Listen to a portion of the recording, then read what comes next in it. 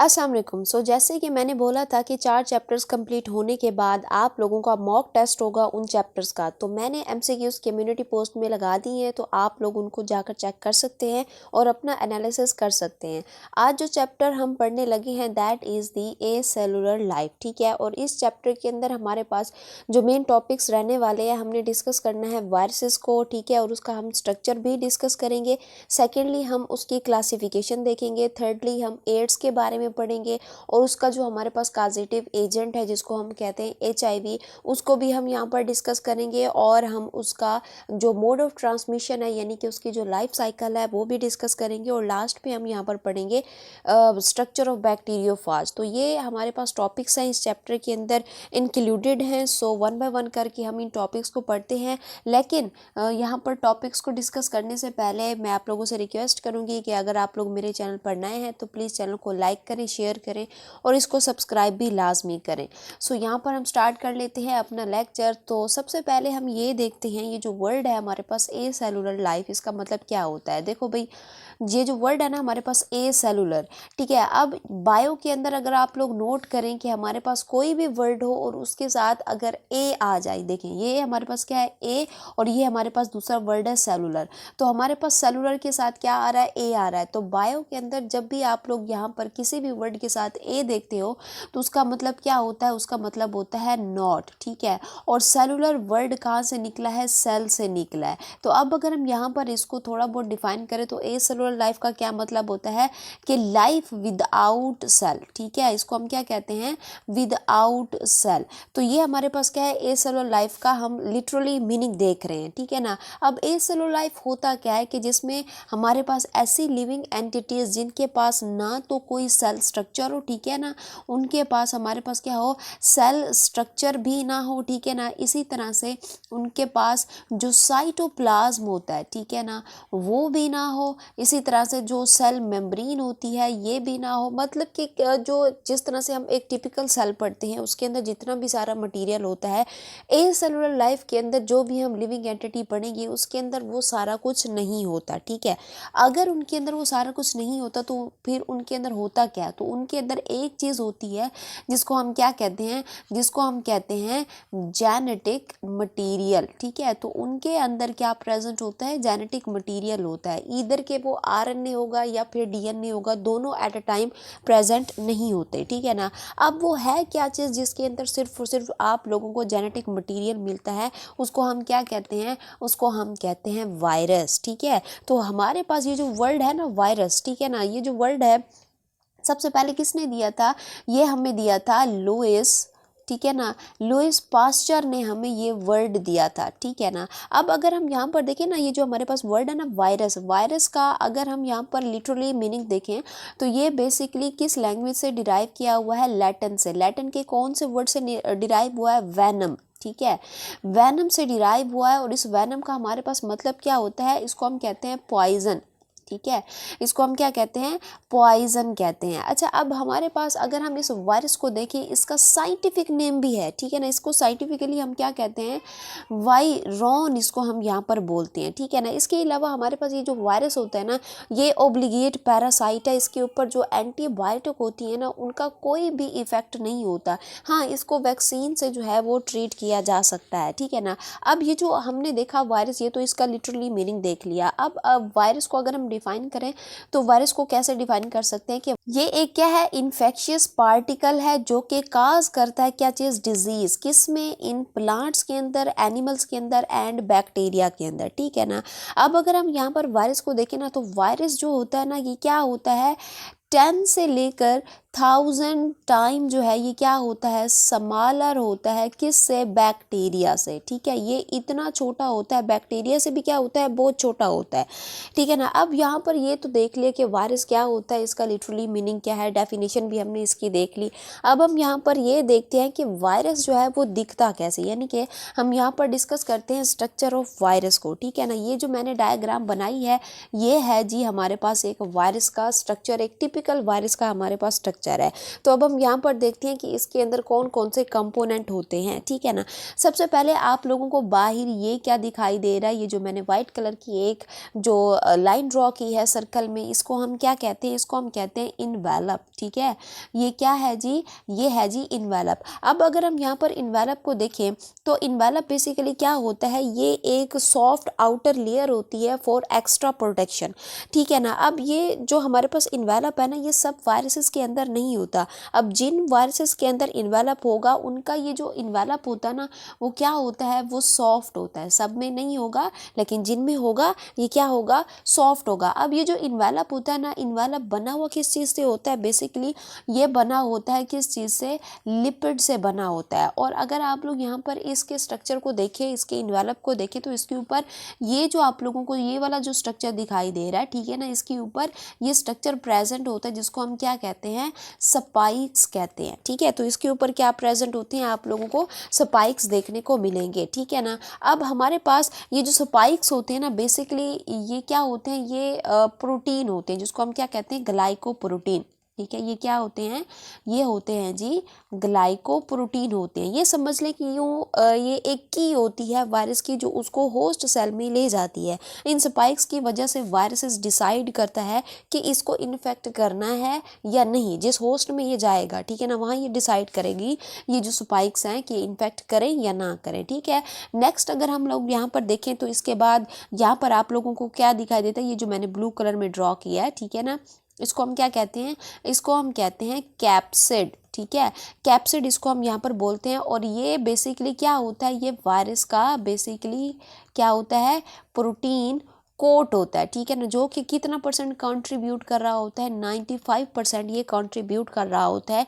यूँ समझ लें कि ये जो वायरस है ना, ये इसका हेलमेट होता है और इसके अंदर फिर आप लोगों को इसका क्या दिखाई देता है, जेनेटिक मटेरियल दिखाई देता है। यानी कि जो कैप्सिड होता है ना, ये कैप्सिड क्या करता है, इस जेनेटिक मटेरियल को इनक्लोज किया होता है। अब अगर हम यहाँ पर कैप्सिड की कंपोजिशन देखें, ठीक है, तो इसकी जो कंपोजिशन होती है, ये बना हुआ किस चीज़ से होता है, बेसिकली ये बना होता है किस चीज़ से, कैप्सोमर्स से, ठीक है ना। अब कैप्सोमर्स क्या होते हैं, बेसिकली हमारे पास ये छोटे छोटे क्या होते हैं, यूनिट्स होते हैं जिसको हम क्या कहते हैं, कैप्सोमर्स कहते हैं, ठीक है ना। मैं आप लोगों को बना के दिखा देती हूँ कि ये जो हमारे पास कैप्सिड है, ठीक है, ब्लू कलर का देख रहे हो, इसके पास यू छोटे छोटे क्या होते हैं, स्मॉलर यूनिट्स होते हैं, ठीक है ना। पूरे के पूरे कैप्सिड पर आप लोगों को क्या दिखाई देते हैं, स्मॉलर यूनिट दिखाई देते हैं। मैंने थोड़े से बनाए हैं। इनको क्या कहते हैं, इनको हम कहते हैं कैप्सोमर्स, ठीक है, समझ आ गई, कैप्सोमर्स हम इनको कहते हैं, ठीक है ना। अब ये जो कैप्सोमर्स होते हैं ना, ये क्या करते हैं, ये जो वायरस होता है ना, वायरस की किसको डिसाइड करते हैं, शेप को डिसाइड करते हैं कि वायरस की शेप क्या होगी।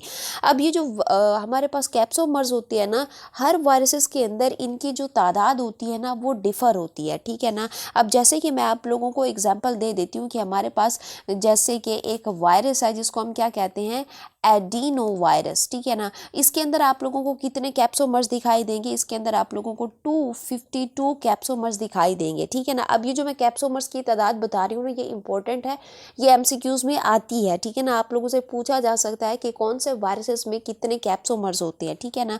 इसी तरह से हमारे पास नेक्स्ट है हर्पीज वायरस। तो इसके अंदर कितने होते हैं, इसके अंदर आप लोगों को 162 जो कैप्सोमर्स हैं, ये छोटे छोटे यूनिट आप लोगों को देखने को मिलते हैं। इसी तरह से हमारे पास होता है पोलियो वायरस, उसके अंदर कितने होते हैं, उसके अंदर आप लोगों को 32 देखने को मिलते हैं। इसी तरह से एक और वायरस है जिसको हम क्या कहते हैं, पेपिलोमा वायरस, ठीक है। तो उसके अंदर आप लोगों को कितने देखने को मिलते हैं, 72 जो है वो आप लोगों को यहाँ पर देखने को मिलेंगे, ठीक है ना। अब नेक्स्ट हमारे पास क्या आता है जी, इसके स्ट्रक्चर में वो है जी हमारे पास जेनेटिक मटेरियल। ये जो आप लोग कैप्सिड के अंदर ये जो मैंने एक लाइन ड्रॉ की है, ठीक है ना, लाइक दिस, इसको हम क्या कहते हैं, इसको हम कहते हैं जेनेटिक मटेरियल, ठीक है। अब ये जो जेनेटिक मटेरियल होता है ना, ये कितने परसेंट कंट्रीब्यूट कर रहा होता है पूरे वायरसेस में, ये 5% जो है वो कंट्रीब्यूट कर रहा होता है। यूँ समझ लें ये क्या होता है, ये वायरस का ब्रेन होता है, ठीक है ना। अब ये जो हमारे पास जेनेटिक मटेरियल होता है ना, इसके अंदर या तो क्या होगा, आरएनए होगा या फिर हमारे पास क्या होता है DNA होता है, दोनों एट अ टाइम प्रेजेंट नहीं होंगे, एक वक्त में कोई एक ही चीज़ होगी, ठीक है ना। और इसका काम क्या होता है, बेसिकली इसका काम हमारे पास क्या होता है कि ये जितनी भी सारी जेनेटिक इन्फॉर्मेशन होती है ना वायरसेस की, ये उसको क्या करते हैं, कैरी करते हैं, जिसमें क्या होती है, इंस्ट्रक्शन होती है कि वो जो वायरस है ना, ठीक है ना, वो होस्ट सेल के अंदर जाकर उसने क्या करना है, ठीक है ना, उसने बीमारी काज करनी है, उसने सेल को बर्स्ट करना है, क्या करना है, ठीक है ना। तो ये सारा का सारा जो हमारे पास इंफॉर्मेशन होती है ना, ये इसी जेनेटिक मटेरियल के अंदर यहाँ पर क्या होती है, स्टोर होती है। अच्छा, इसके अलावा यहाँ पर आप लोगों को क्या देखने को मिलता है, यहाँ पर आप लोगों को जो है वो क्या देखने को मिलता है, इंजाइम भी देखने को मिलता है। अब ये जो इंजाइम होते हैं ना, ये भी हर वायरसेस के अंदर नहीं होते, ठीक है ना। ये उन वायरसेस के अंदर होते हैं जिनके अंदर आप लोगों को क्या दिखता है, सिंगल स्टैंडर्ड RNA दिखता है, ये उन वायरसेस के अंदर होते हैं, याद रखिएगा, ये सिंगल स्टैंडर्ड RNA वाले वायरसेस के अंदर होते हैं, ठीक है ना। उनका काम क्या होता है कि एंजाइम वहाँ पर क्यों होते हैं कि ये सिंगल स्टैंडर्ड RNA को फिर किस में कन्वर्ट करते हैं, डबल स्टैंडर्ड यहाँ पर RNA के अंदर कन्वर्ट करते हैं, ठीक है ना। अब वो एंजाइम कौन सा है जो कि प्रेजेंट होता है किसी किसी एंजाइम के अंदर, उसका नाम हमारे पास क्या है, उसको हम क्या कहते हैं, उसको हम कहते हैं रिवर्स, ठीक है ना, ट्रांसक्रिप्टेज, ठीक है। तो ये हमारे पास क्या होता है जी, वायरस सॉरी इंजाइम होता है, ठीक है। समझ आ गई कि इंजाइम जो है वो स्पेशल वायरसेस के अंदर होते हैं। अब एग्जांपल देख लेते हैं कि हमारे पास ये जो इंजाइम है जिस वायरसेस के अंदर होते हैं, उनमें हमारे पास एग्जांपल हम देख लेते हैं, जैसे कि हमारे पास जो है वो HIV वायरस है जो कि एड्स को काज करता है। इसी तरह से हमारे पास कौन सा वायरस होता है, हेपेटाइटिस वायरस, ठीक है, हेपेटाइटिस वायरस होता है, हेपेटाइटिस B वायरस, ठीक है ना, उसके अंदर आप लोगों को देखने को मिलता है। इसी तरह से रिट्रोवायरसेस के अंदर भी आप लोगों को ये जो इंजाइम है देखने को मिलता है, जिसको हम क्या कहते हैं, रिवर्स ट्रांसक्रिप्टेज कहते हैं। अच्छा, अब अगर हम यहाँ पर डिफरेंट ऑर्गेनेलीज की बात करें तो आप लोग इसके स्ट्रक्चर में देख रहे हो कि यहाँ पर आप लोगों को कोई भी किसी भी किस्म की जो ऑर्गेनेली है वो दिखाई नहीं देगी, क्योंकि मैं आप लोगों को स्टार्ट में ही बता चुकी हूँ कि हमारे पास कि ये जो हमारे पास वायरस होता है ना, इसका स्ट्रक्चर हमारे टिपिकल सेल की तरह से बिल्कुल नहीं होता, जिस तरह से उसमें से जो है वो सेल का स्ट्रक्चर होता है, साइटोप्लाज्म है, सेल मेम्ब्रेन है, ऑर्गेनेलीज हैं, इस तरह का कोई भी स्ट्रक्चर हमारे पास वायरसेस के अंदर नहीं होता।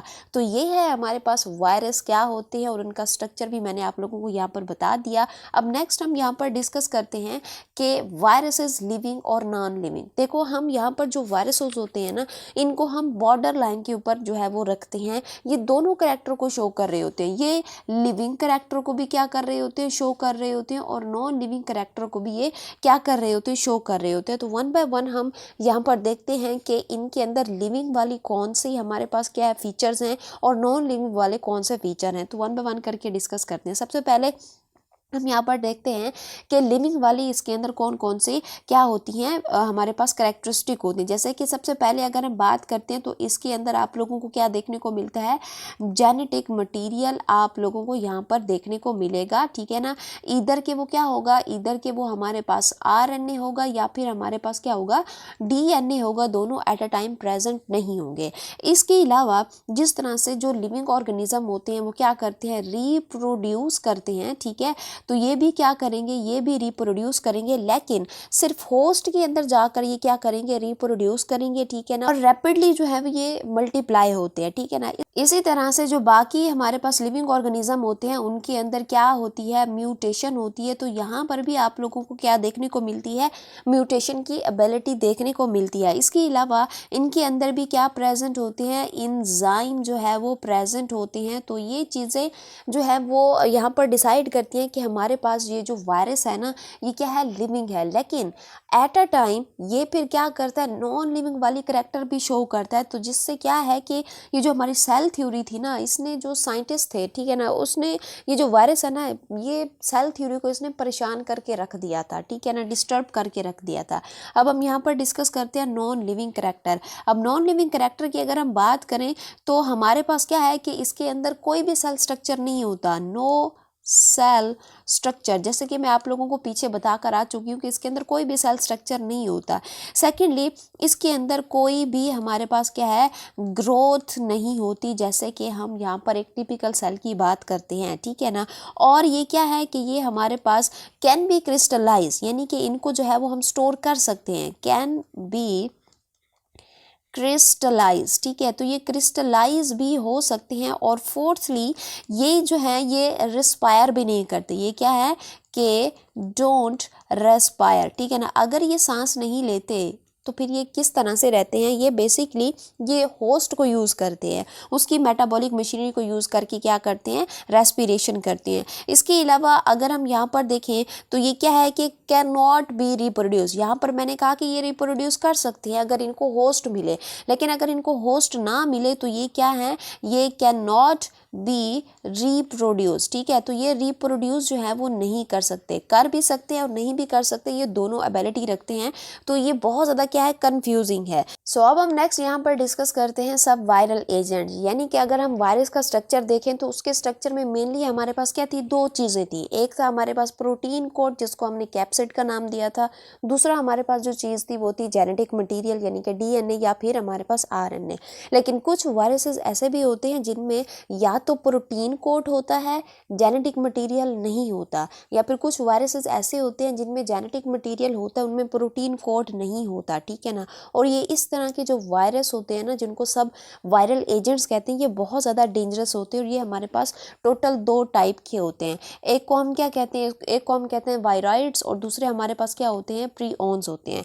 तो वन बाय वन करके इन दोनों को देखते हैं कि वायराइड कौन से होते हैं और प्रीओन्स कौन से हमारे पास एजेंट्स होते हैं। सो सबसे पहले वायराइड की अगर हम बात करें तो वायराइड के अंदर आप लोगों को क्या देखने को मिलता है, इसके अंदर आप लोगों को जेनेटिक मटेरियल देखने को मिलता है, जीएम जेनेटिक मटेरियल इनके अंदर होता है। और वो भी कौन सा होता है, आप लोगों को क्या आप देखने को मिलता है, सिंगल सर्कुलर आरएनए आप लोगों को देखने को मिलता है। इसके अंदर देखो मैंने कहा कि सब वायरल एजेंट्स ऐसे होते हैं जिसमें किसी के अंदर जेनेटिक मटेरियल होगा, उनमें प्रोटीन कोड नहीं होगा, किसी में प्रोटीन कोड होगा, जेनेटिक मटेरियल नहीं होगा। तो वायराइड्स के अंदर जेनेटिक मटेरियल है तो इसके अंदर क्या नहीं होगा, इसके अंदर प्रोटीन कोड आप लोगों को देखने को नहीं मिलेगा, ठीक है ना। अब हमारे पास ये जो वायराइड्स होते हैं, जैसे कि मैंने कहा कि ये डेंजरस होते हैं, वायराइड हो या प्रियोन्स हो, डेंजरस होते हैं। तो ये क्या करते हैं, ये काज करते हैं क्या चीज़, डिजीज़, ठीक है ना। अब ये कौन कौन सी डिजीज़ काज करते हैं और किन में डिजीज़ काज करते हैं, ये काज करते हैं किस चीज़ में, प्लांट्स के अंदर, ठीक है। तो ये प्लांट्स के अंदर जो है ये डिजीज़ को काज करते हैं। जैसे कि एग्जाम्पल हम ले लेते हैं, जैसे पोटैटो, ठीक है, पोटैटो स्पिंडल, ठीक है, पोटैटो स्पिंडल ट्यूबर डिजीज़, ठीक है। तो ये हमारे पास ये जो है एक डिजीज़ है। और ये क्या करते हैं कि ये हमारे पास कंप्लीटली डिपेंड करते हैं, ये जो वायराइड होते हैं, ठीक है ना, ये क्या करते हैं, ये कंप्लीटली, ठीक है, कंप्लीटली डिपेंड करते हैं किस चीज़ के ऊपर, डिपेंड ऑन होस्ट, ठीक है। तो ये होस्ट के ऊपर जो है ये सारा का सारा इनकी क्या होती है, डिपेंडेंसी होती है। अब बात करते हैं हम किस चीज़ की, प्रीओन्स की बात करते हैं। तो वायराइड के अंदर क्या प्रेजेंट था, जेनेटिक मटेरियल था। तो इसके अंदर क्या आप लोगों को जेनेटिक मटेरियल देखने को मिलेगा, इसके अंदर कोई भी जेनेटिक मटेरियल नहीं होगा। तो इसके अंदर हमारे पास क्या देखने को मिलता है, प्रोटीन कोड जो है वो देखने को आप लोगों को मिलेगा, ठीक है ना। अब ये जो हमारे पास प्रोटीन कोड होता है ना, यानी कि इसके अंदर क्या प्रेजेंट होगी, प्रोटीन होगी। अब वो जो प्रोटीन होती है ना, ठीक है, ये क्या होती हैं, ये एब नॉर्मली क्या होती हैं, एब नॉर्मली हमारे पास फोल्डेड प्रोटीन होती हैं, एब नॉर्मली फोल्डेड प्रोटीन होगी, ठीक है। अच्छा नेक्स्ट अगर हम बात करते हैं कि ये भी क्या करती हैं, ये भी डिजीज़ काज करती हैं, ठीक है, ये भी क्या काज करती हैं, डिजीज़ को काज करती हैं। अब वो जो डिजीज़ होती है ये किस में काज करते हैं, ये एनिमल के अंदर जो है वो डिजीज़ को काज करते हैं। वायराइड किसके अंदर कर रहे थे, प्लांट्स के अंदर कर रहे थे, लेकिन हमारे पास जो प्रियोन्स होती हैं किसके अंदर काज करती हैं, ये एनिमल के अंदर डिजीज़ काज करते हैं। जैसे कि हमारे पास एक डिजीज़ है जिसको हम क्या कहते हैं, न्यूरोजेनरेटिव, ठीक है, इसको हम क्या कहते हैं, न्यूरो जनरेटिव, ठीक है, न्यूरोजेनरेटिव डिजीज़ इसको हम यहाँ पर बोलते हैं। यानी कि अगर हम देखें न्यूरोजेनरेटिव डिजीज़ एक ऐसी डिजीज़ है कि जिसमें थिंकिंग एबिलिटी ख़त्म हो जाती है, इवन के मेमोरी लॉस भी हो जाता है। और इसके अलावा एक और एग्जांपल मिलती है हमें एनिमल्स के अंदर, जैसे कि हम बात करते हैं एक डिज़ीज़ है जिसको हम क्या कहते हैं, मैड काउ डिज़ीज़। ये बेसिकली किन को होती है, ये एनिमल्स को होती है, ठीक है। तो ये जो सब वायरल एजेंट्स होते हैं ना, ये बहुत ज़्यादा क्या होते हैं, डेंजरस होते हैं।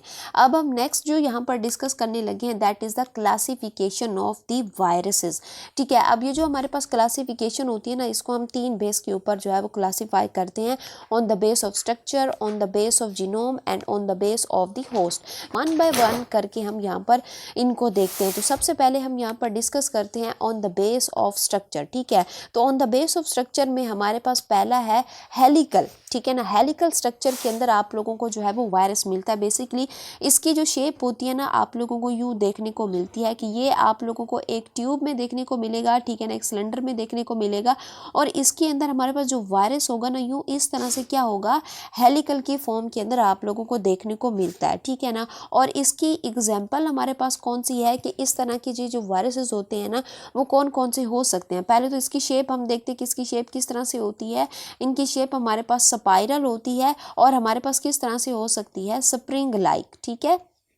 किस तरह की है, ये स्प्रिंग लाइक है। अब हमारे पास इसकी एग्जाम्पल में आता है, जैसे कि अगर हम बात करें, अच्छा यहाँ पर हम बात करेंगे स्पेशली किस चीज़ की बात करेंगे, हम बात करेंगे यहाँ पर जेनेटिक मटेरियल की। तो इनमें जो जेनेटिक मटेरियल होता है वो कौन होता है, वो होता है जी RNA। एग्जाम्पल हम यहाँ पर देख लेते हैं, जैसे कि हमारे पास क्या आता है जी, आता है हमारे पास TMV यानी कि टोबैको मोज़ेक वायरस है। इसके अलावा इन्फ्लुएंजा वायरस है, ठीक है ना, ये आता है इसके अंदर। प्लस हमारे पास क्या आता है जी, रेबीज आते हैं, ठीक है। तो ये जो हमारे पास वायरसेस होते हैं ना, ये जो 3 वायरसेस हैं, ये इसी शेप के अंदर आप लोगों को मिलते हैं। अच्छा, हमारे पास बायो के अंदर कुछ टॉपिक्स ऐसे होते हैं जो कि फैक्ट बेस होते हैं, जो जैसे लिखे हैं आप लोगों ने उनको एज इट इज़ याद करना है, ठीक है ना। इसके अंदर कोई भी लॉजिक, कोई भी हमारे पास कंसेप्ट नहीं है, बस जिस तरह का स्ट्रक्चर दिया हुआ है और जिस तरह की एग्जाम्पल दी हुई है, आप लोगों ने एज इट इज़ उनको याद रखना है। और ये बहुत इंपॉर्टेंट है क्योंकि यहाँ से MCQs आते हैं कि हमारे पास कौन सी शेप वाला जो हमारे पास वायरस है वो उसके अंदर आता है। आप लोगों को एग्जाम्पल देकर पूछा जाएगा कि कौन से वायरसेस की शेप किस तरह की होती है, ठीक है। नेक्स्ट हमारे पास आता है जी आइकोसाहेड्रल, या फिर इसको हम क्या कहते हैं, पॉलीहेड्रल कहते हैं। अब ये जो हमारे पास वायरसेस होते हैं ना, पॉलीहेड्रल वायरसेस होते हैं ना, इसकी बहुत सारी आप लोगों को साइड्स देखने को मिलती है, जिसको हम क्या कहते हैं, पॉलीहेड्रल। और इसकी जो शेप होती है ना, आप लोगों को यूँ इस तरह से देखने को मिलती है, ठीक है, ये यूँ लाइक दिस, ठीक है ना। ये इसको हम क्या कहते हैं, पॉलीहेड्रल कहते हैं। और तकरीबन इसकी कितनी साइड्स होती हैं, इसकी आप लोगों को 20 साइड्स देखने को मिलती हैं, ठीक है ना। अब ये जो हमारे पास जितनी भी इसकी साइड्स होती हैं ना, इन साइड्स के ऊपर आप लोगों को इस तरह की क्या मिलती हैं, स्पाइक्स मिलती हैं। बेसिकली ये क्या होते हैं, ग्लाइकोप्रोटीन के स्ट्रक्चर्स होते हैं, ठीक है ना, जो कि किस में काम करते हैं, आइडेंटिफिकेशन के अंदर काम कर रहे होते हैं। अब अगर हम यहाँ पर इनका जेनेटिक मटीरियल देखें तो इनके अंदर या तो क्या होगा, DNA होता है, या फिर हमारे पास क्या होता है, RNA हो सकता है। दोनों हो सकते हैं, ठीक है ना। दोनों में से कोई एक होगा एट अ टाइम, ठीक है ना, दोनों प्रेजेंट नहीं होंगे। अब इसकी एग्जाम्पल में हमारे पास क्या क्या आता है, जैसे कि हमारे पास आता है जी एडिनो वायरस है, ठीक है ना। इसी तरह से हमारे पास आता है हर्पीज़ वायरस आता है। नेक्स्ट हमारे पास कौन सा आता है जी, पोलियो वायरस आता है। एंड देन हमारे पास क्या आता है, जो हमारे पास हेपेटाइटिस B होता है, ठीक है ना। इसका वायरस आप लोगों को इस पॉलीहेड्रल वाले स्ट्रक्चर में देखने को मिलता है। नेक्स्ट हमारे पास जो आता है that is the enveloped virus, यानी कि इसमें हमारे पास जो कैप्सिड होता है ना, उसके अराउंड आप लोगों को क्या मिलता है, इन्वेलप मिलता है। सपोज करो ये मेरे पास क्या है जी, ये है जी कैप्सिड। कैप्सिड क्या होता है, हमारे पास प्रोटीन का बना हुआ एक स्ट्रक्चर होता है, ठीक है ना, जो 95% हमारे पास वायरसेस का कंट्रीब्यूट कर रहा होता है उसके स्ट्रक्चर में। सपोज करो ये मेरे पास क्या है, कैप्सिड है। अब कैप्सिड के अराउंड आप लोगों को क्या देखने को मिलता है, एक इन्वेलप देखने को मिलता है। तो इस तरह के वायरसेस को हम क्या कहते हैं, इन्वेलप्ड वायरसेस कहते हैं, ठीक है ना। और अगर हम यहाँ पर बात करें कि इसके एग्जाम्पल में हम कौन कौन सा वायरस लेते हैं, इसके एग्जाम्पल में हमारे पास आता है HIV वायरस, जो कि एड्स को काज करता है। नेक्स्ट हमारे पास क्या आता है, इन्फ्लुएंजा वायरस आता है, ठीक है ना। और हमारे पास कौन सा वायरस आता है, हर्पीज वायरस आता है, ठीक है। तो ये हमारे पास वायरसेस जो होते हैं इन्वेलप्ड वायरसेस होते हैं। नेक्स्ट हम यहाँ पर बात करते हैं कम्प्लेक्स वायरसेस की। ये ऐसे वायरसेस होते हैं जो ना तो स्फेरिकल होते हैं और ना ही हेलिकल होते हैं। ये इनके अंदर आप लोगों को मिक्स्ड स्ट्रक्चर देखने को मिलता है लाइक दिस। अगर मैं आप लोगों के लिए ड्रॉ कर दूँ तो आप लोगों को इस तरह का जो है वो स्ट्रक्चर देखने को मिलेगा, ठीक है ना, यूँ लाइक दिस। तो इसके अंदर आप लोगों को क्या देखने को मिल रहा है, या आप लोगों को हेड भी देखने को मिल रहा है, ठीक है ना। यहाँ पर क्या होगी, नेक भी होगी, ठीक है। और यहाँ पर आप लोगों को क्या देखने को मिलेगी, टेल देखने को मिलती है, ठीक है।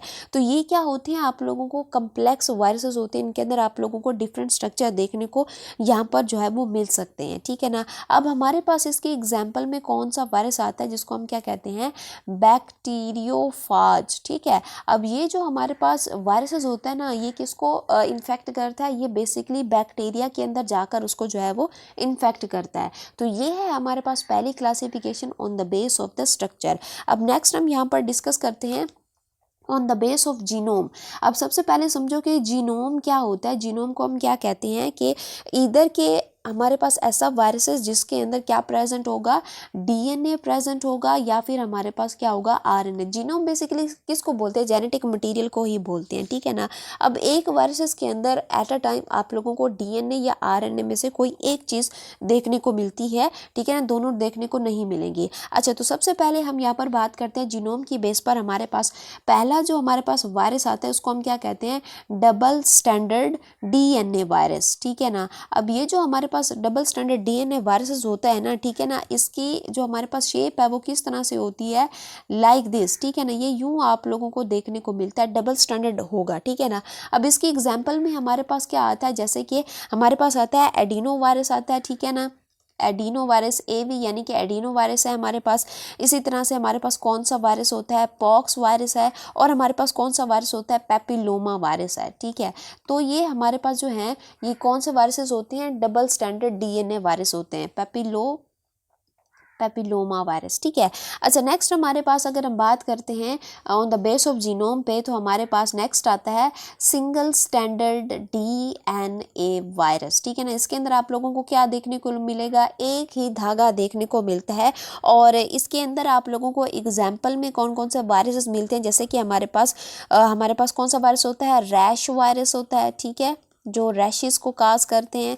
इसी तरह से हमारे पास कौन सा वायरस होता है, पार्वो वायरस होता है, ठीक है। तो ये हमारे पास कौन से वायरस होते हैं, सिंगल स्टैंडर्ड डीएनए वायरसेस होते हैं। नेक्स्ट हमारे पास क्या आता है, डबल स्टैंडर्ड, ठीक है, डबल स्टैंडर्ड आरएनए वायरस, ठीक है ना। जो डबल स्टैंडर्ड आरएनए वायरसेस होते हैं ना, उनमें हमारे पास जो एग्जाम्पल आती है वो किसकी आती है, डायरिया वायरस की आती है, ठीक है। उसके अंदर किसकी एग्जाम्पल आती है, डायरिया वायरस की आती है। और हमारे पास कौन सा वायरस आता है, रियो वायरस, ठीक है। तो ये एग्जाम्पल है हमारे पास डबल स्टैंडर्ड आरएनए की। फिर हमारे पास कौन सा वायरस आता है, सिंगल स्टैंडर्ड आरएनए वायरस आता है। यानी कि इसके अंदर आप लोगों को सिंगल स्टैंड मिलेगा आरएनए का, और डबल स्टैंडर्ड आरएनए में आप लोगों को क्या मिलेगा, डबल स्टैंड मिलेगा, किस चीज़ का, आरएनए का, ठीक है। अब जो सिंगल स्टैंडर्ड आरएनए वायरसेस होते हैं उनमें हमारे पास जो मोस्ट ऑफ द एग्जाम्पल आती हैं उसमें किसकी एग्जाम्पल आती है, एड्स की एग्जाम्पल हमारे पास आती है, ठीक है ना। और इनके अंदर आप लोगों को एक्स्ट्रा चीज़ भी देखने को मिलती है जिसको हम क्या कहते हैं, इंजाइम, जो कि हमारे पास कौन सा इंजाइम होता है, रिवर्स ट्रांसक्रिप्टेज इंजाइम। तो ये आप लोगों को एड्स में देखने को मिलता है। नेक्स्ट हम जो क्लासिफिकेशन पढ़ते हैं on the base of host, ठीक है ना। On the base of host पर हम 3 तरह के जो है वो वायरसेस पढ़ते हैं। यानी कि ऐसे हमारे पास वायरसेस जो 3 तरह के होस्ट को जो है वो टारगेट बनाते हैं। हमारे पास होस्ट कितने हो सकते हैं, 3 हो सकते हैं। जैसे कि हमारे पास पहला कौन सा है, पहला आता है हमारे पास प्लांट आता है, फिर एनिमल आता है, फिर हमारे पास कौन सा आता है, बैक्टीरियोफाज। तो सबसे पहले हम बात करते हैं किस चीज़ की, प्लांट वायरस की, ठीक है। तो हमारे पास प्लांट वायरसेस तकरीबन हमारे पास जो 2000 हमारे पास प्लांट की डिजीज़ ऐसी हैं जो कि वायरसेस काज कर रहे होते हैं। अब इनमें हमारे पास जो मोस्ट ऑफ द एग्जांपल हमारे पास आती हैं उनमें हमारे पास क्या आता है जी, TMV वायरस आता है। इसके अलावा हमारे पास पोटैटो येलो ड्वार्फ वायरस आता है, ठीक है ना। कौन सा, पोटैटो येलो, ठीक है, येलो ड्वार्फ, ठीक है, पोटैटो येलो ड्वार्फ वायरस आता है। ये हमारे पास प्लांट के अंदर ऐसी डिजीज़ होती हैं। अच्छा, नेक्स्ट हम यहाँ पर बात करते हैं एनिमल के ऊपर, ठीक है ना। हमारे पास कुछ वायरसेस ऐसे होते हैं जो जिनका होस्ट सिर्फ और सिर्फ क्या होता है, एनिमल होता है, ठीक है ना।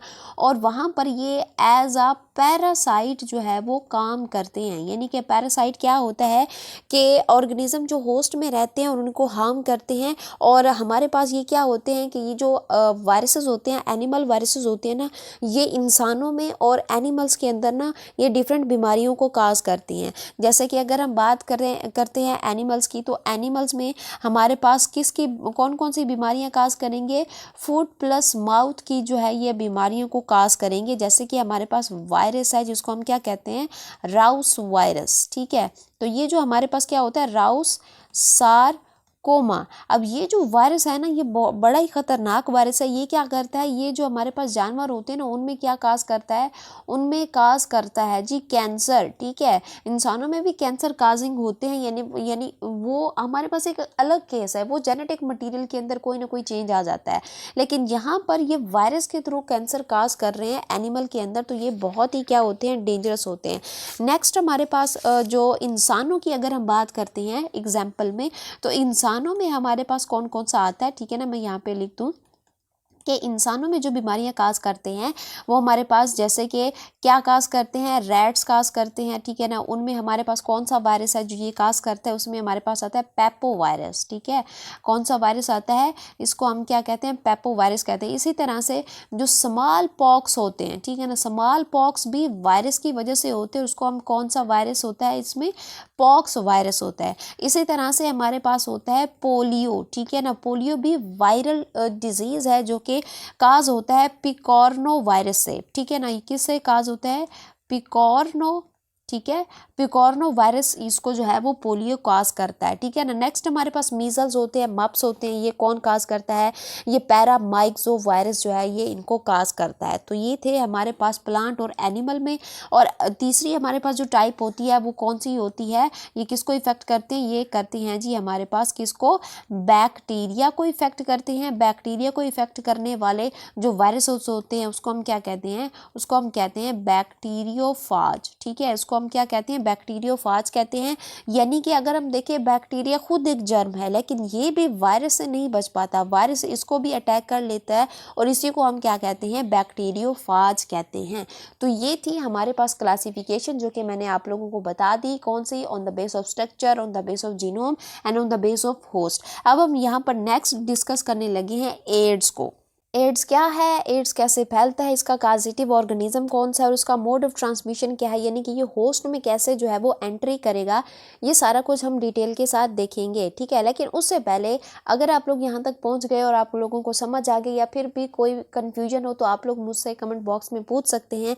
लेकिन अगर आप लोगों को यहाँ पर समझ आ गया तो प्लीज़ चैनल को लाइक करें, शेयर करें और इसको सब्सक्राइब भी लाजमी करें। सबसे पहले हम यहाँ पर देख लेते हैं एड्स का फुल फॉर्म क्या होता है। एड्स का फुल फॉर्म हमारे पास क्या होता है, एक्वायर्ड इम्यूनो डेफिशिएंसी सिंड्रोम, ठीक है। यानी कि यहाँ पर अगर आप लोग इसकी यहाँ पर एब्रीवेशन में देखें तो इसमें पहला वर्ड ही हमारे पास क्या है, एक्वायर। इसका मतलब क्या होता है कि ये एक ऐसी डिजीज़ है जो आपको अपनी लाइफ के दौरान जो है वो क्या करती है, आप उसको एक्वायर करती हैं, जो कि आपके इम्यून सिस्टम को क्या करती है, इफेक्ट करती है। और इसीलिए इसको क्या बोला जाता है, इसको बोला जाता है जी सिंड्रोम। अच्छा, सिंड्रोम क्या होता है, बेसिकली हमारे पास एक ऐसी बीमारी होती है जो बॉडी के मुख्तलिफ ऑर्गन्स को क्या करती है, एक साथ इफेक्ट करती है, उसको हम क्या कहते हैं, सिंड्रोम कहते हैं, ठीक है। अब सबसे पहले हम यहाँ पर बात कर लेते हैं, ये जो हमारे पास एड्स है, एड्स की किसकी बात कर लेते हैं, डिस्कवरी की बात कर लेते हैं, ठीक है। इसकी सबसे पहले डिस्कवरी की बात कर लेते हैं कि ये सबसे पहले कहाँ से जो है वो डिस्कवर हुआ था, पहली दफ़ा इसको कहाँ देखा गया था। कहा जाता है कि हमारे पास ये जो साउथ अफ्रीका है, ठीक है, साउथ अफ्रीका में ये जो हमारे पास क्या होते हैं, चिंपैंजी होते हैं, उनके अंदर जो है ये फर्स्ट टाइम ये जो हमारे पास एड्स है ना ये देखा गया था, ठीक है ना। और फिर इसी तरह का जो वायरस है जो कि एड्स को काज करता है, जिसको हम क्या कहते हैं, HIV कहते हैं, यानी कि ह्यूमन इम्यूनो डेफिशिएंसी वायरसेस कहते हैं, ठीक है ना। ये जो HIV का वायरस है ना ये इंसानों में भी फिर देखा गया, ठीक है ना। साउथ अफ्रीका में चिंपैंजी के बाद इंसानों में भी जो है ये देखा गया पहली दफ़ा। ये जो हमारे पास ये जो वायरस है, ठीक है ना, HIV वायरस 18 1984 को कहाँ पर देखा गया था, ये आइडेंटिफाई हुआ था क्या, कहाँ पर, यूएसए में। और आप लोगों को कहाँ पर, ये फ्रांस में जो है आइडेंटिफाई हुआ था, ठीक है ना। और फिर क्या हुआ था, ये उस वक्त सिर्फ आइडेंटिफाई हुआ था कि ये वायरस है, ठीक है, लेकिन तब उनको जो है वो नाम का पता नहीं था कि ये कौन सा वायरस है। फिर हमारे पास 2 साल गुजरने के बाद 1986 में फिर इसको क्या कर दिया गया, इसको जो है वो नेम दे दिया गया, जिसको हम क्या कहते हैं, जिसको हम कहते हैं HIV, यानी कि एड्स का हमारे पास जो कॉजेटिव एजेंट है वो कौन है, वो है जी HIV, human immuno deficiency virus, ठीक है। तो ये हमारे पास कौन सा वायरस होता है, ये HIV वायरस है जो एड्स को काज करता है। अब हम यहाँ पर जो है जो एड्स है ना, इसको डिटेल के साथ हम यहाँ पर समझते हैं। अब ये जो हमारे पास एड्स है ना, इसके अंदर मैंने कहा कितने वर्ड्स हैं, 4, 1, 2, 3 और ये 4। वन बाय वन करके इन तीनों वर्ड्स को देखते हैं। तो सबसे पहले हमारे पास पहला वर्ड क्या आता है, पहला वर्ड है हमारे पास एक्वायर्ड।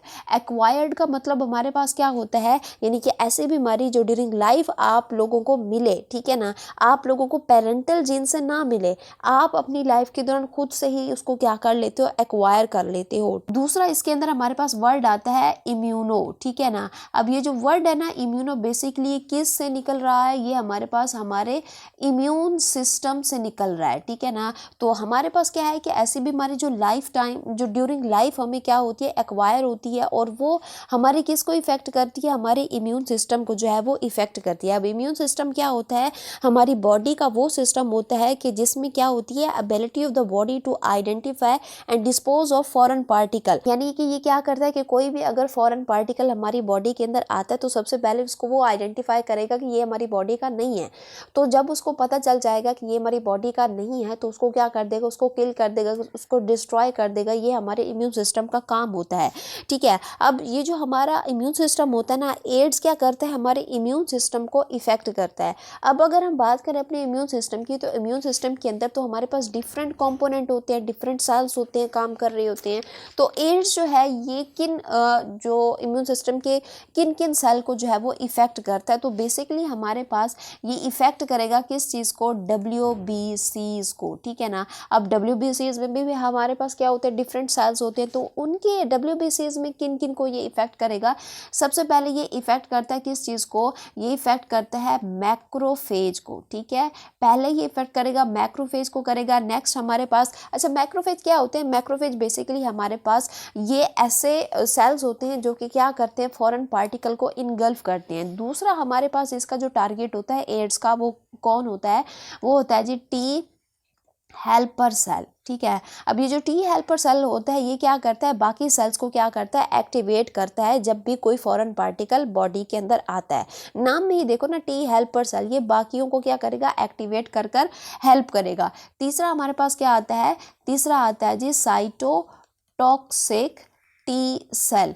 ये हमारे पास जो एड्स होते हैं ना, WBCs के, इन सेल्स को क्या करता है, इफेक्ट करता है। अब ये जो हमारे पास एड्स होता है ना, एड्स का जो पॉजिटिव एजेंट होता है, ठीक है ना, सबसे पहले ये क्या करेगा, ये मैक्रोफेज को क्या करेगा, खाएगा। सबसे पहले ये क्या करेगा, मैक्रोफेज को जाकर इसको डिस्ट्रॉय करेगा। इसके बाद वो कहाँ पर जाता है, इसके बाद वो जाता है हमारे हेल्पर T सेल के पास, और वहाँ पर ये क्या करता है, अपनी तादाद को बढ़ाता है, अपने बच्चे बनाता है। और फिर जब इसके बच्चे बन जाते हैं तो ये T सेल को रप्चर करता हुआ बाहर आता है, जिससे क्या होता है कि ये जो T सेल है ना, जैसे ही रप्चर होंगे तो T सेल की तादाद जो है वो एकदम से कम हो जाती है, और फिर एड्स की अलामात जो हैं वो शो होती हैं। और जब ये T सेल की तादाद कम हो जाती है तो हम कहते हैं कि इम्यून सिस्टम जो है वो कम हो गया है, यानी कि क्या हो गई है, यहाँ पर हो गई है जी इम्यूनो डेफिशिएंसी। क्या हो गई जी, इम्यूनो डेफिशिएंसी हो गई। इसको सिंड्रोम इसलिए बोला गया कि ये अपने साथ मुफ्त में बाकी बीमारियों को भी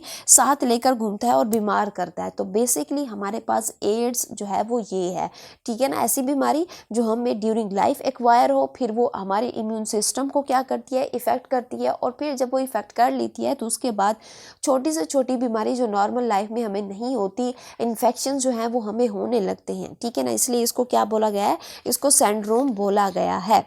अब हमने एड्स तो समझ लिया कि क्या होता है। अब जिसकी वजह से एड्स हो रहा है, यानी कि इसका जो हमारे पास काजेटिव ऑर्गेनिज्म है, इसका सबसे पहले हम स्ट्रक्चर समझते हैं और बाद में हम इसको समझेंगे मोड ऑफ ट्रांसमिशन, यानी कि इसकी लाइफ साइकिल को हम यहाँ पर जो है वो डिस्कस करेंगे। यहाँ पर हम डिस्कस करते हैं स्ट्रक्चर ऑफ दी HIV। ठीक है, अब यहाँ पर हमारे पास स्ट्रक्चर देखेंगे ये इसके अंदर कौन कौन से कंपोनेंट होते हैं। हमारे पास ये जो HIV वायरस होता है ना, बेसिकली ये एक कौन सा वायरस होता है, ये एक रीट्रो वायरस है। कौन सा वायरस है जी, ये एक रीट्रो वायरस है। रीट्रो वायरस बोले तो क्या, हमारे पास ऐसा वायरस है जिसका हमारे पास जो जीनोम होता है ना, उसके जीनोम में आप लोगों को क्या देखने को मिलता है, RNA देखने को मिलता है। ठीक है ना, और इसकी अगर हम शेप की बात करें, ठीक है, तो इसकी शेप आप लोग डायग्राम में देख सकते हो। ये किस तरह के होते हैं, स्फेरिकल होते हैं। ठीक है, किस शेप में है, ये स्फेरिकल शेप के अंदर आप लोगों को देखने को मिलते हैं। तो अब यहाँ पर इसके स्ट्रक्चर पर आते हैं, तो सबसे बाहर आप लोगों को ये जो ब्लू कलर की लाइन ड्रॉ की हुई मिल रही है, बेसिकली ये हमारे पास क्या है, ये वायरस का क्या होता है, इनवेलप होता है। ठीक है ना, अब बाहर आप लोगों को ये इनवेलप मिलता है, जिसके आप लोगों को क्या मिलती हैं, 2 लेयर मिलती हैं। इसके अंदर कितनी लेयर होती हैं, 2 लेयर होती हैं, जो कि किस चीज़ से मिलके बनी होती हैं, ये बनी होती हैं लिपिड से। अब लिपिड भी हमारे पास डिफरेंट टाइप के होते हैं। ठीक है ना, तो इसमें हमारे पास कौन सा लिपिड होता है, इसमें आप लोगों को मिलता है ये फॉस्फोलिपिड। ठीक है, तो फॉस्फोलिपिड आप लोगों को यहाँ पर देखने को मिलता है। और ये जो इनवेलप होता है ना, बेसिकली ये इसका अपना इनवेलप नहीं होता, ये किसका होता है, बेसिकली ये कौन सा इन्वेलप होता है, ये होस्ट इन्वेलप होता है। ठीक है, तो ये हमारे पास क्या है, होस्ट इन्वेलप होता है। अब इस इन्वेलप में आप लोगों को क्या मिलती है, डिफरेंट प्रोटीन्स मिलती हैं। ये जो आप लोग ये वाली प्रोटीन्स देख रहे हो, ठीक है ना, इनको हम क्या कहते हैं, इनको हम बेसिकली बोलते हैं स्पाइक। ठीक है, अब ये जो स्पाइक्स होती है ना, इसमें डिफरेंट टाइप की आप लोगों को क्या मिलती हैं, ये प्रोटीन मिलती हैं। अब सबसे पहले आप लोग ये वाली जो शेप देख रहे हो, ठीक है ना, ये वाली जो शेप देख रहे हो यूं इस तरह से, ये हमारे पास इसको हम क्या कहते हैं, इसको हम कहते हैं ग्लाइकोप्रोटीन। ठीक है ना, इसको हम क्या कहते हैं, इसको हम बोलते हैं ग्लाइकोप्रोटीन, ग्लाइकोप्रोटीन GP120। ठीक है, इसको हम क्या बोलते हैं, ग्लाइकोप्रोटीन GP120। और ये जो आप लोगों को एक कॉलम की फॉर्म में मिल रहा है, इसको हम क्या बोलते हैं, इसको हम बोलते हैं ट्रांसमेम्ब्रेन। ठीक है ना, इसको हम क्या बोलते हैं, इसको हम बोलते हैं जी ट्रांस मेम्ब्रेन, इसको हम यहाँ पर बोलते हैं। ठीक है ना, जो कि हमारे पास क्या होती है, GP41। ठीक है, तो अब यहाँ पर हमारे पास ये जो ग्लाइकोप्रोटीन है या फिर हमारे पास ये जो ट्रांस मेम्ब्रेन है, ये दोनों मिलकर क्या बनाती हैं, स्पाइक्स बनाती हैं, जो कि आप लोगों को कहाँ पर देखने को मिलते हैं, ये आप लोगों को देखने को मिलते हैं इन्वेलप के अंदर। ठीक है, समझ आ गए, इन्वेलप क्या होता है, हमारे पास आउटर लेयर होती है, ये डबल लेयर होती है, लिपिड की बनी होती है, फॉस्फोलिपिड होती है, इसके अंदर आप लोगों को स्पाइक्स देखने को मिलते हैं, जिसमें आप लोगों को 2 तरह की क्या देखने को मिलती हैं, प्रोटीन देखने को मिलती हैं। अब हमारे पास क्या होता है कि ये जो ग्लाइकोप्रोटीन है, ग्लाइकोप्रोटीन का अगर हम यहाँ पर काम देख लें, तो इसका काम क्या होता है, ये क्या करवाता है, ये करवाता है जी अटैचमेंट। ठीक है ना, अटैचमेंट करवाता है किस चीज़ के साथ, होस्ट के साथ। लेकिन अगर हम यहाँ पर ट्रांस मेम्ब्रेन का काम देख लें, तो अटैचमेंट के बाद बारी आती है हमारे पास किस चीज़ की, फ्यूजन की। तो हमारे पास ये जो GP41 होता है ना, ये क्या कराता है, ये फ्यूजन करवाता है किस चीज़ में, होस्ट के अंदर। ठीक है, तो बेसिकली हमारे पास इन्वेलप के अंदर ये आता है। फिर हमारे पास दूसरी जो चीज़ आती है, ये जो मैंने रेड कलर में ड्रॉ की है, इसको हम क्या कहते हैं, इसको हम कहते हैं मैट्रिक्स प्रोटीन। ठीक है, इसको हम क्या कहते हैं, इसको हम कहते हैं मैट्रिक्स प्रोटीन कहते हैं। अब ये जो मैट्रिक्स प्रोटीन होती है ना, ये किस चीज़ से मिलकर बना होता है, ये P17 से मिलकर जो है ये बना होता है। ये कहाँ पर प्रेजेंट होती है, ये बेनिथ द इन्वेलप आप लोगों को यहाँ पर देखने को मिलती है। बेसिकली ये क्या होती है, प्रोटीन शेल होता है, जिसके अंदर आप लोगों को क्या देखने को मिलते हैं, प्रोटीन्स देखने को मिलती हैं। ठीक है ना, और ये कहाँ पर प्रेजेंट होता है, अगर आप लोग देखो, ये इन्वेलप है। ठीक है, और ये हमारे पास क्या है, ये है जी कैप्सिड। ठीक है, ये इन्वेलप और कैप्सिड के दरमियान में आप लोगों को क्या देखने को मिलती है, मैट्रिक्स प्रोटीन देखने को मिलती है। ठीक है, ये दूसरी चीज़ हो गई। तीसरे नंबर पर हम यहाँ पर डिस्कस करते हैं, ये जो मैंने येलो कलर में ड्रॉ की है, बेसिकली ये हमारे पास क्या होता है, ये है जी हमारे पास क्या चीज़, कैप्सिड। ये हमारे पास क्या है, कैप्सिड, जो कि बना होता है P24 से, ठीक है ना, किस चीज़ से मिलकर बना होता है, P24 से मिलकर बना होता है। और ये किस शेप में है, अगर आप लोग इसकी शेप देखो इस कैप्सिड की, तो ये किस शेप में है, ये है जी कॉनिकल शेप के अंदर आप लोगों को देखने को मिल रहा है। और इसके अंदर ये जो छोटे छोटे यूनिट मैंने बनाए हैं, ठीक है ना, ये जो येलो कलर के यूनिट हैं, ठीक है ना, ये क्या है जी, इसके जो हमारे पास स्मॉलर यूनिट हैं, ठीक है ना, इसको हम नाम क्या देते हैं, इसको हम नाम देते हैं कैप्सोमर्स का, ठीक है, इसको हम क्या नाम देते हैं, कैप्सोमर्स का हम इनको नाम देते हैं, ठीक है ना।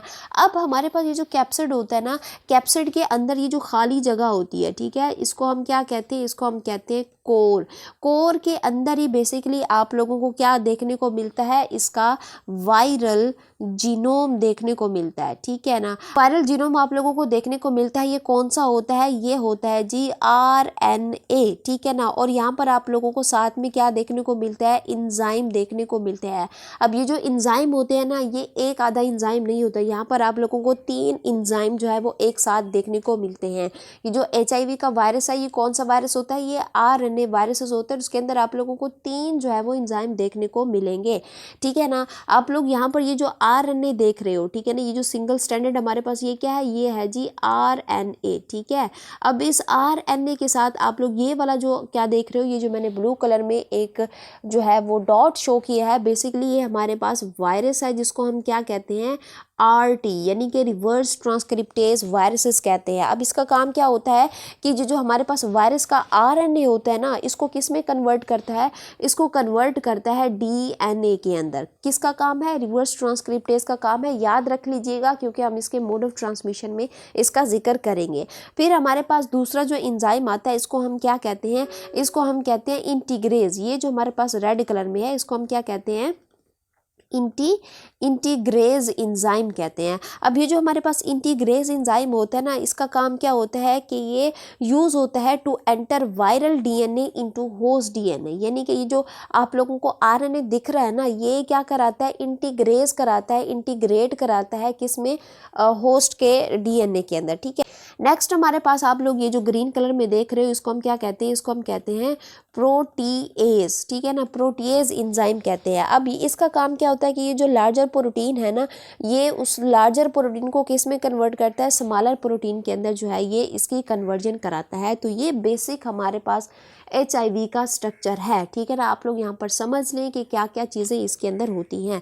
अब हम नेक्स्ट जो बात करने लगे हैं, that is the life cycle of the HIV। और इसके अंदर हमारे पास क्या होती हैं, डिफरेंट स्टेजेस होती हैं हमारे पास। जैसे कि सबसे पहले हम बात करेंगे किस चीज़ की, अटैचमेंट की बात करेंगे, ठीक है ना, कि किस तरह से जो हमारे पास HIV होता है वो होस्ट के साथ अटैच होता है। नेक्स्ट हमारे पास वो किस तरह से मैक्रोफेज में जाता है, रेप्लिकेशन करता है, यानी कि किस तरह से अपने जो है वो प्रोजीनी बनाता है, और फिर एंट्री करता है किस चीज़ में, लिम्फोसाइट में, फिर किस तरह से सेल को रप्चर करता है और फिर अपने बच्चे जो है वो बाहर निकालता है। और फिर हमारे पास लास्ट पे क्या शो होती हैं, सिम्टम्स शो होती हैं। तो ये हमारे पास क्या है, स्टेजेस हैं लाइफ साइकिल ऑफ HIV की। सो हम 1 बाय 1 करके इसको यहाँ पर क्या करते हैं, डिटेल के साथ यहाँ पर डिस्कस करते हैं इन आवर नेक्स्ट स्लाइड, ठीक है। तो यहाँ पर हम डिस्कस करने लगे हैं।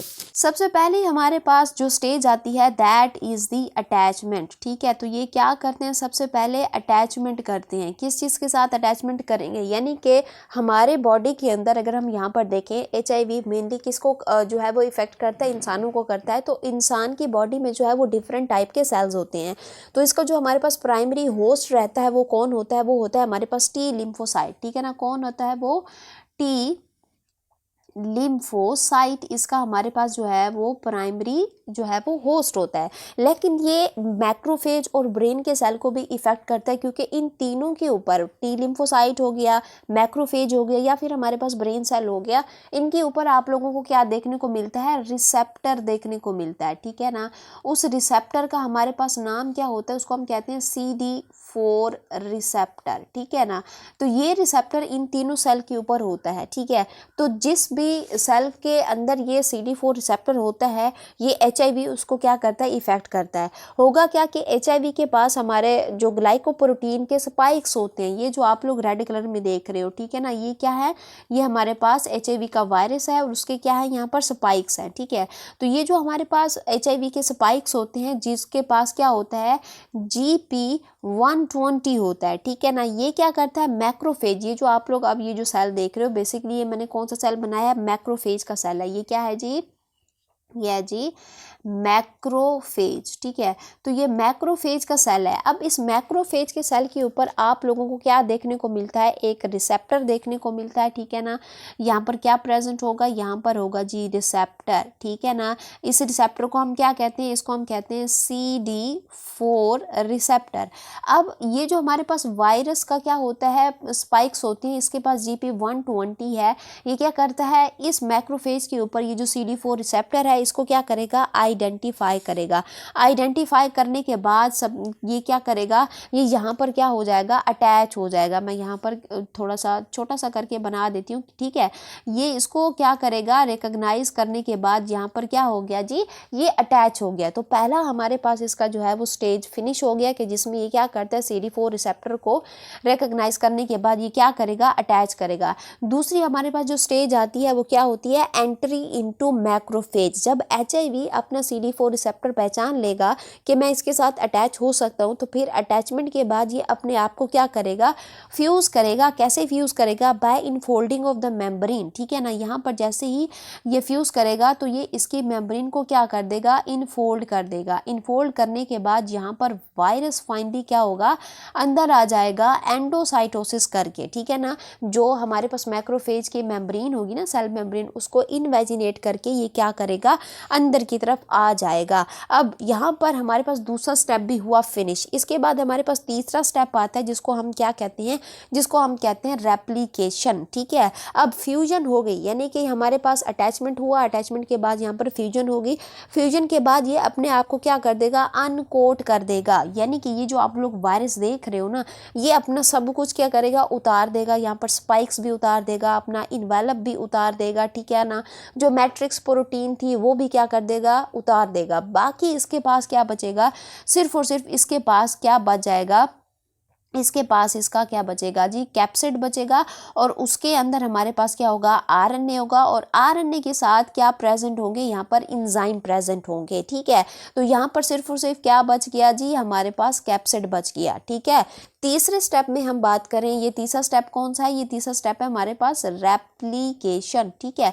तो रेप्लिकेशन में ये अपने आप को क्या कर देगा, अनकोड कर देगा, ठीक है ना। अब यहाँ पर हमारे पास जैसे कि मैंने कहा कि क्या रह गया, RNA और हमारे पास रिवर्स ट्रांसक्रिप्टेज रह गया। अब ये जो हमारे पास रिवर्स ट्रांसक्रिप्टेज है, ये क्या करेगा, ये जो हमारे पास क्या है जी, वायरल RNA है। सपोज करो ये मेरे पास क्या है, ये वायरल का RNA है, ठीक है ना।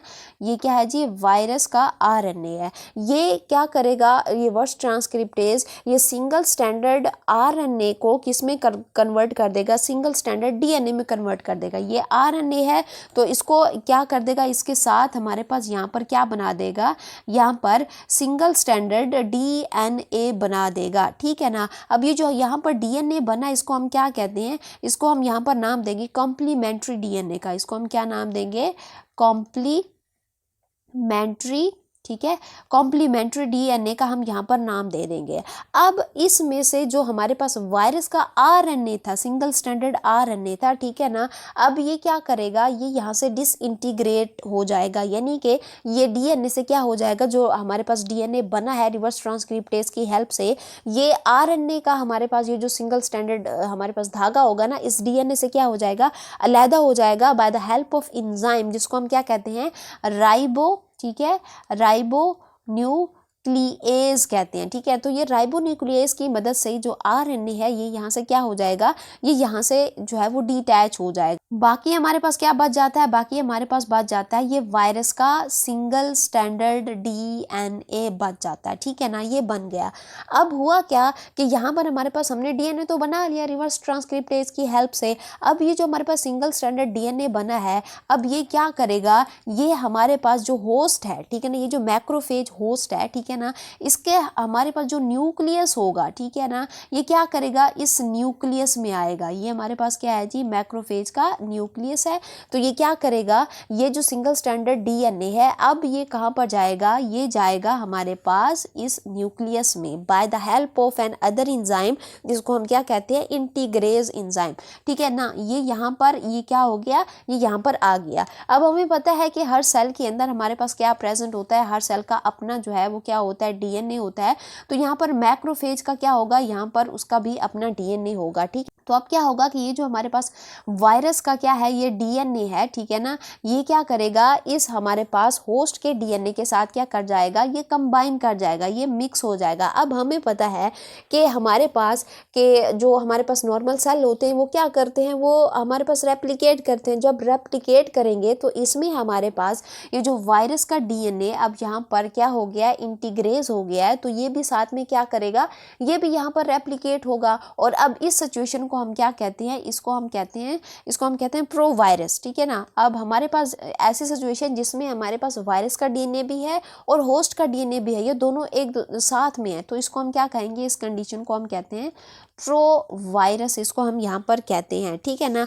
अब क्या होगा कि हमारे पास जैसे ही ये जो हमारे पास डीएनए है, ये जो हमारे पास होस्ट का डीएनए है, यहाँ से ये क्या करेगा, रेप्लिकेट करेगा। तो हमारे पास ये जो वायरस का क्या गया है, सिंगल स्टैंडर्ड डीएनए गया था, तो ये क्या करेगा, ये दो चीज़ें यहाँ से बनाएगा। एक हमारे पास क्या बना देगा, मैसेंजर आरएनए बनाएगा, और दूसरा हमारे पास क्या बनाएगा, सिर्फ हमारे पास आरएनए बनाएगा। अब ये जो हमारे पास मैसेंजर आरएनए बना है, मैसेंजर आरएनए से हमारे पास वायरस की क्या थी, सारी की सारी जो मशीनरी थी, या यूँ समझे कि हमारे पास जो वायरस का स्ट्रक्चरल कंपोनेंट थे ना, ठीक है ना, वो बनाएगा। जैसे कि हमारे पास क्या बनाएगा, यहाँ पर जो है ये स्पाइक्स को बनाएगा, ठीक है ना। इसी तरह से हमारे पास और क्या बनाएगा, यहाँ पे कैप्सिड को बनाएगा, ठीक है ना। इसी तरह से जो हमारे पास इन्वेलप होगा, ठीक है ना, इन्वेलप तो खैर नहीं बनाएगा, क्योंकि इन्वेलप तो बाद में जब ये निकलेगा एक्सोसाइटोसिस करके, वहां से ये खुद जो है वो होस्ट का ले लेगा, ठीक है ना।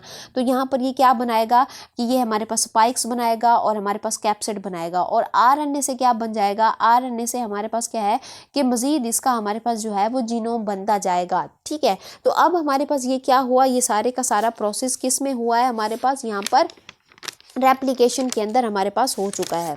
अब हमारे पास जो नेक्स्ट स्टेप है, that is the cell rupture and release of the virus.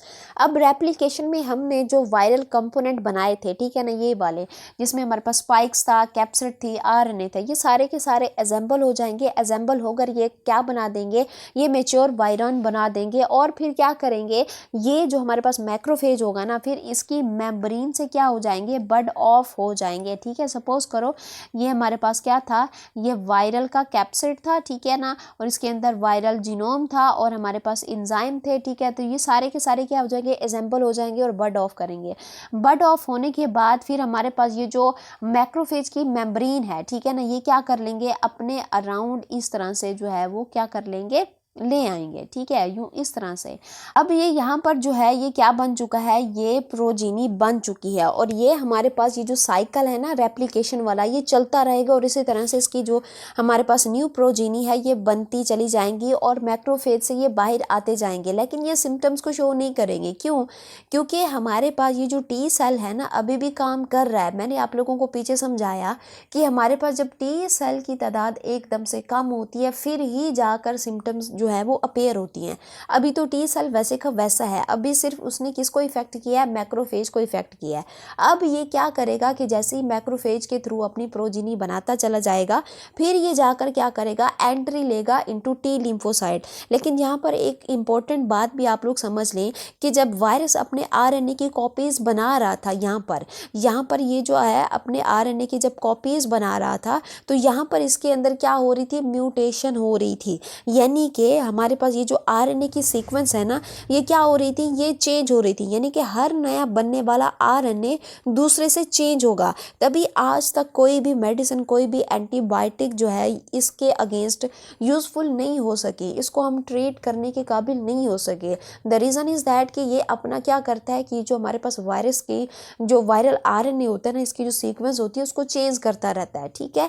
तो ये इसीलिए जो है ये इम्पॉसिबल टू ट्रीट हो गया, ठीक है ना। अब नेक्स्ट हम यहाँ पर जो स्टेप डिस्कस करने लगे हैं, एंट्री इनटू हमारे पास टी लिम्फोसाइट, ये जो आप लोग येलो कलर में देख रहे हो, बेसिकली ये हमारे पास क्या है, टी लिम्फोसाइट है। अब ये जो हमारे पास वायरस का हमारे पास ये बना है, ठीक है ना, मैक्रोफेज से ये जो हमारे पास वायरस बाहर आए हैं, आने के बाद किसको इफेक्ट करेंगे, टी सेल को इफेक्ट करेंगे। टी सेल के ऊपर भी आप लोगों को क्या देखने को मिलता है, CD4 रिसेप्टर, ठीक है ना, यहाँ पर भी आप लोगों को क्या देखने को मिलता है, CD4 रिसेप्टर देखने को मिलता है। अब ये सेम वही सब कुछ करेगा जो इसने रेप्लिकेशन के दौरान किस में किया था, मैक्रोफेज के अंदर किया था, लेकिन इसमें थोड़ा बहुत फ़र्क है। वो कैसे कि जब ये मैक्रोफेज में रेप्लिकेशन कर रहा था, अपने बच्चे बना रहा था, और जब ये बच्चे इसके बाहर आ रहे थे तो ये चुपचाप से जो है वो बाहर आ रहे थे, सिर्फ बर्ड ऑफ करके एक्सोसाइटोसिस करके बाहर आ रहे थे। लेकिन अब की बार हमारे पास ये जो क्या है, टी लिम्फोसाइट है। टी लिम्फोसाइट में क्या करेगा कि जैसे ही यहाँ पर ये एंट्री लेगा और अपने क्या बनाएगा, अपने यहाँ पर हमारे पास वायरल जीनोम है, कैप्सिड है, ये सारा मतलब क्या है कि जब ये अपनी प्रोजीनी बना लेगा, प्रोजीनी बनाने के बाद ये क्या करता है कि ये जो हमारा टी लिम्फोसाइट होता है ना, टी लिम्फोसाइट को यहाँ से क्या करेगा, बर्स्ट करके जो है ये क्या करेगा, बाहर आएगा। और जैसे ये बर्स्ट करके बाहर आएगा तो हमारे पास जो हमारा टी लिम्फोसाइट होता है ना, ये क्या हो जाता है, ये डिस्ट्रॉय हो जाता है। जब ये डिस्ट्रॉय होता है तो टी लिम्फोसाइट की हमारे पास जो तादाद है ना, ये कम हो जाती है, और फिर हमारा क्या होता है कि जो एड्स के सिम्टम्स है ना वो शो हो जाती हैं, ठीक है। तो ये है बेसिक हमारे पास life cycle of the HIV, जिसमें हमने क्या डिस्कस की, 6 स्टेप्स को डिस्कस किया कि सबसे पहले वो क्या करता है, अटैचमेंट करता है, फिर हमारे पास फ्यूजन होती है, रेप्लिकेशन करता है, फिर वो अपनी प्रोजीनी बनाता है, फिर वो बाहर आता है और टी लिम्फोसाइट को क्या करता है, इफेक्ट करता है। इफेक्ट करने के बाद यहाँ पर जो है वो सिम्टम्स अपीयर होती हैं। अब ये जो हमारे पास सिम्टम्स होती है ना, एड्स की सिम्टम्स जो होती हैं, ये 3 स्टेजेस के अंदर जो है वो शो होती हैं। पहली हमारे पास कौन सी होती है, हमारे पास इसको हम कहते हैं एसिम्प्टोमेटिक। ए का मतलब क्या होता है, ए का मतलब होता है नॉट, ठीक है। सिम्प्टोमेटिक इसको बोलते हैं, अलामात को बोलते हैं, ठीक है ना। अब कैरियर क्या है कि हमारे पास ऐसा पर्सन होगा कि जिसमें HIV इन्फेक्शन हो चुका है, लेकिन अभी तक उसके अंदर कोई भी अलामात नज़र नहीं आई, मरीज़ बिल्कुल ठीक होता है, ठीक है ना। इसमें यहाँ पर आप लोगों को फीवर, ठीक है ना, यहाँ पर आप लोगों को कोई किसी भी किस्म का फीवर नहीं दिखता। इसी तरह से ना तो कोई आप लोगों को कफ होती है, मतलब क्या है कि इंसान जो है वो नॉर्मली जी रहा होता है, उसको कुछ भी नहीं होता, ना तो उसको कहीं पे पेन होता है, ना रैश होता है, ठीक है। तो यहाँ पर हमारे पास ये ऐसी हमारे पास क्या होती हैं, सिम्टम्स होती हैं कि जिसमें अलामात जो हैं वो क्या होती हैं, शो नहीं होती, लेकिन HIV जो है वो हो चुका होता है, ये एड्स जो है वो हो चुका होता है। जब इसका टेस्ट कराया जाता है, ब्लड स्क्रीनिंग कराई जाती है, तो वहाँ पर ये जो हमारे पास ब्लड टेस्ट लिया जाता है, तो वो ब्लड टेस्ट क्या आता है, पॉजिटिव होता है, क्योंकि इसमें वायरस जो होता है वो क्या होता है, वो एक्टिव होता है, ठीक है ना। नेक्स्ट स्टेज हमारे पास क्या आती है, एड्स रिलेटेड कॉम्प्लेक्स, ठीक है। एड्स इस स्टेज में क्या होता है कि बॉडी का जो इम्यून सिस्टम होता है ना, ठीक है ना, इम्यून सिस्टम जो है वो क्या हो जाता है, वो वीक हो जाता है, क्योंकि यहाँ पर क्या होता है कि टी लिम्फोसाइट की तादाद जो है वो कम हो जाती है। जब ये कम होती है तो फिर अर्ली साइन नज़र आते हैं। एड्स रिलेटेड कॉम्प्लेक्स में क्या होता है, यहाँ पर आप लोगों को अर्ली साइन देखने को मिलते हैं, जैसे कि फॉर एग्जांपल क्या होगा, यहाँ पर स्वेलन क्या होंगे, स्वेलन लिम्फ नोड होंगे, ठीक है। यहाँ पर आप लोगों को क्या देखने को मिलते हैं, स्वेलन लिम्फ नोड होंगे, कहाँ पर, इन आर्मपिट के अंदर मिलेंगे। इसके अलावा क्या होगा कि बॉडी एचेस होंगे, ठीक है ना, ठीक है। अच्छा, इसके अलावा और क्या होगा, इसके अलावा आप लोगों को नाइट स्वेट होगा, ठीक है, नाइट स्वेटिंग होगी, ठीक है, ये आप लोगों को होगी। नेक्स्ट हमारे पास क्या हो सकता है, इसमें आप लोगों को जो है वो डायरिया होगा, ठीक है, वो क्या होगा, डायरिया होगा, लेकिन ये डायरिया जो है वो परसिस्टेंट होगा, यानी कि लॉन्ग टाइम से ये जो है वो चल रहा होगा। फिर हमारे पास क्या है कि आप लोगों को क्या देखने को मिलती है, टायर्डनेस देखने को मिलती है, प्लस आप लोगों को जो है वो वीकनेस देखने को मिलती है, ठीक है ना। इसी तरह से क्या होगा, मेमोरी लॉस भी होगा, ठीक है ना, क्या होगा जी, मेमोरी लॉस भी होगा और डिप्रेशन भी होगा साथ साथ, ठीक है। तो ये हमारे पास क्या है, अर्ली साइन स्टार्ट हो जाते हैं। फिर हमारे पास जो तीसरी स्टेज आती है वो क्या होती है, फुल ब्लोन एड्स, ठीक है ना। यहाँ पे AU लिखा हुआ है, यहाँ पर हमारे पास क्या है, I है, ठीक है। अब यहाँ पर क्या होता है कि ये ऐसी स्टेज होती है कि जिसमें एड्स जो है ना ये अपने आप को फुली क्या कर लेता है, शो कर लेता है। और ये हमारे पास कौन सी स्टेज होती है, फाइनल स्टेज होती है, जिसमें इंसान का क्या हो जाता है, सवेयर, ठीक है ना, इसमें सवेयर क्या हो जाता है, वेट लॉस हो जाता है, ठीक है ना। इसके अलावा यहाँ पर एक्सट्रीम जो है वो क्या हो जाती है, एक्सट्रीम वीकनेस हो जाती है, ठीक है। ये इंसान में होता है जब ये एड्स अपनी क्या होता है, पीक पर होता है। और इसके अलावा जो अपॉर्चुनिस्टिक इन्फेक्शन होते हैं, कौन सा इन्फेक्शन, अपॉर्चुनिस्टिक, ठीक है, अपॉर्चुनिस्टिक इन्फेक्शन, ठीक है। अब ये जो इन्फेक्शन होते हैं ये क्या होते हैं, देखो ये जो एड्स है ना ये खुद एक बीमारी काज नहीं करता, बेसिकली ये T सेल को इन्फेक्ट करता है जिससे इम्यूनिटी वीक हो जाती है। फिर हमारे पास हम कहते हैं कि 2 नंबर जर्म्स भी क्या करते हैं, बीमारी को काज करते हैं। इसको हम क्या कहते हैं, अपॉर्चुनिस्टिक डिजीज़, यानी कि 2 नंबर जर्म मैं इसलिए कह रही हूँ कि नॉर्मल लाइफ के अंदर हमारा वास्ता पड़ता है बहुत सारे, एक दिन में हम जो है वो काफ़ी सारे जरासीम को अपनी बॉडी के अंदर लेके जा रहे होते हैं, लेकिन हम बीमार नहीं होते क्योंकि हमारा जो इम्यूनिटी होता है वो स्ट्रॉन्ग होता है। लेकिन एड्स होने के बाद ये जो 2 नंबर के जर्म्स होते हैं, ठीक है ना, ये भी बीमारी काज करते हैं। इनको जैसे ही मौका मिलता है बॉडी में जाने का तो ये वहाँ पर जाकर क्या करते हैं, ये अपॉर्चुनिस्टिक डिजीज़ काज करते हैं। जैसे कि हमारे पास क्या हो जाता है, स्किन कैंसर है, हमारे पास फंगल इन्फेक्शन हो जाती है, इसी तरह से वायरल इन्फेक्शन है, इसी तरह से हमारे पास गैस्ट्रो इंटेस्टाइनल हमारे पास इन्फेक्शन होते हैं, यानी कि आपका स्टमक जो है वो ख़राब रहने लगता है। इसी तरह से आप लोगों को रेस्पिरेटरी डिजीज़ होती हैं, हमारा नर्वस सिस्टम भी क्या काज करने लगता है, डिजीज़ काज करने लगता है, मेमोरी लॉस होने लगती है, डिप्रेशन होने लगती है, एंड साथ साथ आप लोगों को आई डिजीज़ भी होने लगती हैं। तो ये सारा कुछ जो है वो किस में होता है, इसकी लास्ट स्टेज के ऊपर होता है। अब हम यहाँ पर बात कर लेते हैं किस चीज़ की, ट्रीटमेंट ऑफ एड्स की, ठीक है ना। अब यहाँ पर ट्रीटमेंट में हम क्या देते हैं, हम यहाँ पर ART, यानी कि ART बोले क्या, एंटी रिट्रोवायरल थेरेपी यहाँ पर दी जाती है, जो कि हमारे पास ट्रीटमेंट तो नहीं है लेकिन ये क्या कर देती है, ये स्लो कर देती है इम्प्लीकेशन को, यानी कि उसका जो हमारे पास थोड़ा बहुत इफेक्ट होता है उसको जो है वो स्लो डाउन कर देती है और इनहिबिट करती है किस चीज़ में, ट्रांसमिशन के अंदर। ये एक पर्सन से दूसरे पर्सन में जो हमारे पास रेशो होती है ट्रांसमिशन की वो फिर जो है ना होने पाए ज़्यादा। तो ये जो ART होती है ना, बेसिकली ये खुद एक टॉक्सिक होती है, लेकिन जो HIV के हमारे पास पेशेंट होते हैं ना, इनको यहाँ पर डेली जो है वो ये लेना पड़ती है, जिससे वो नॉर्मली हेल्दी पर्सन की तरह से जो है वो जी सकते हैं, ठीक है। तो नॉर्मली हम इसको क्या कहते हैं, ART इनको प्रोवाइड की जाती है। नेक्स्ट अगर हम यहाँ पर बात करते हैं कंट्रोल मेजर की, तो आप लोगों ने क्या करना है कि वैसे भी अगर आपको एड्स है या नहीं है, आप लोगों को वैसे भी जो है वो एहतियात रखनी चाहिए। जैसे कि हमें सबसे पहले आप लोग अगर कभी खुदा ना खास्ता अगर आप लोग बीमार पड़ गए हो, आप लोगों को डॉक्टर के पास जाना पड़ गया है, ये यूँ समझे कि कुछ डॉक्टर ऐसे होते हैं जिनको मैं कहती हूँ फर्जी डॉक्टर। वो क्या कर रहे होते हैं कि जिनको सिर्फ पैसों से मतलब होता है, तो आवाम की हेल्थ की कोई परवाह नहीं होती, ठीक है ना। तो फिर वो क्या करते हैं, 2 नंबर काम कर रहे होते हैं, जैसे कि वो एक ही सिरिंज से बार बार जो है वो पेशेंट को ट्रीट कर रहे होते हैं। तो आप लोगों ने क्या करनी है, अवॉइड करना है किस चीज़ को, यूज्ड सिरिंजेस, ठीक है। आप लोगों ने सिरिंजेस से जो है वो अवॉइड करना है, और अगर आप लोगों को सिरिंज लग भी रही है तो आप लोगों ने जो है वो नोट करना है कि ये जो सिरिंज हमें लग रही है ये न्यू है या फिर हमें यूज्ड सिरिंजेस लग रही हैं, ठीक है ना। इसके अलावा आप लोग अगर ब्लड ट्रांसफ्यूजन कर रहे हो तो आप लोगों ने क्या करनी है, स्क्रीनिंग करनी है, ठीक है।